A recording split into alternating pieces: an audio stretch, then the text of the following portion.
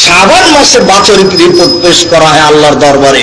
আমাদের নবী মুহাম্মদ সাল্লাল্লাহু আলাইহি সাল্লামের জানা ছিল না সেই দিন কোন দিন, কিভাবে মানুষের অবগতিতে চলে আসলো সেদিন 15ই শাবান, হিসাব ঠিক নয়। ছিলেন যে একটা কথা আমাকে একটু সরার দরকার আছে, সেটা হলো আপনি বয়ানের মাধ্যমে বলেছেন যে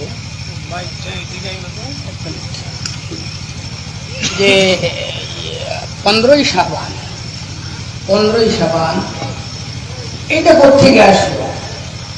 15ই শাবান শবে বরাতের যে ইবাদতটা করা হয় এটা তো কোথাও, এটা কোথেকে আসলো? এটা ভুল। এই যে কথাটা বলছে, এই কথাটা একটু সরা করলে ভালো। শুকরিয়া, জাযাকুমুল্লাহ খায়র। 15ই শাবানের ব্যাপারে প্রায় 200 হাদিস আছে। আমরা হাদিসগুলি তলিয়ে দেখেছি, আমাদের কাছে হাদিসগুলি গ্রহণীয় নয়। পক্ষান্তরে রাসূল সাল্লাল্লাহু আলাইহি ওয়াসাল্লাম শাবান মাসে বেশি বেশি সিয়াম পালন করতেন। এক মিনিট আমি একটু বলি। 200 হাদিস আছে, এই সবগুলো হাদিস গ্রহণীয় নয়।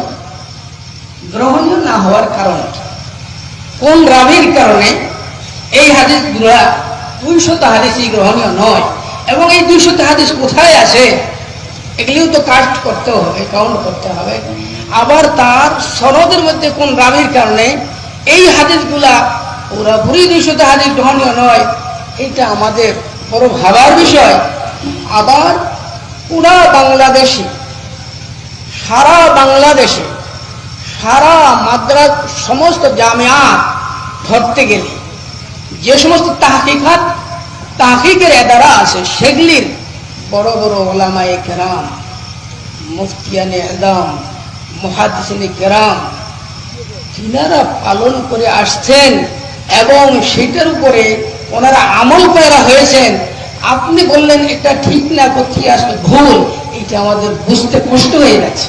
সম্মানিত দিনী ভাই বোন, আমরা ওই সনদ তথ্য সময়ের ব্যাপার, সময় কোনোদিন হলে সেটা করা হবে। আজকের জন্য সনদের কথা বলা হয়েছে এই বিবরণ ঠিক নয়। পক্ষান্তরে যে আল্লাহ রাসূল বেশি বেশি সিয়াম পালন করতেন তার বেশি বেশি সিয়াম পালন করতেন, এটা পরবর্তী স্টেপে। প্রথম স্টেপের যে কথাটা আপনার, সেইটা আমি বলতেছি। অনুরোধ, কোন রাবির কারণে 200 হাদিস সবই বাতিল হয়ে যাবে, এর মধ্যে কোন রাবির কারণে বাতিল হবে, এইটা যদি এখানে আপনি না বলেন তাহলে এই কথাটা এখানে হাদিস ভুল, এটা তো বলা ঠিক হয় না। আচ্ছা, তো এটা তো লম্বা কথা, হাদিসগুলোকে সামনে নিয়ে আলোচনা আপনাদের সামনে করা হবে। ঠিক আছে, আমি একটু বলি, আপনি বললেন না, অথবা যে কোনো কারণে আপনি ব্যালট করছেন। আব্দুল্লাহ ইবনে আবি সাবরা এই হাদিসের রাবি, এই হাদিস দিয়া উলামায়ে কেরাম, মুহাদ্দিসিনে আযম তাহকিক করেছেন এবং ওনার আসমাই রিজালের কিতাব ভাটার পরে ওনার ব্যাপারে রায় দেওয়া হয়েছে। উনি এই হাদিসের রাবি, মাদারে হাদিস, যে সনদগুলো আসতেছে এর মধ্যে উনি হলেন মাদারে হাদিস, উনি যঈফ রাবি। এইটা আব্দুল্লাহ ইবনে আবি সাবরা, শবে বরাতের হাদিস, ইযা কানাত লাইলাতুম মিন নিসফি শাবান, যখন নাকি নিসফি শাবানের রাত্রি হয়, আল্লাহর হাবিব বলেছেন কুমু লাইলাহা ওয়া সুমু নাহারাহা, তোমরা সেই রাত্রিতে জাগরণ করো আর দিনে রোজা রাখো। এই হাদিসটা তার যে রাবি আসে আব্দুল্লাহ ইবনে সাবরা, উনি হলেন এটা রাবি। তো উনি জয়ীফ হলে এই হাদিসটা কি হয়ে যাবে?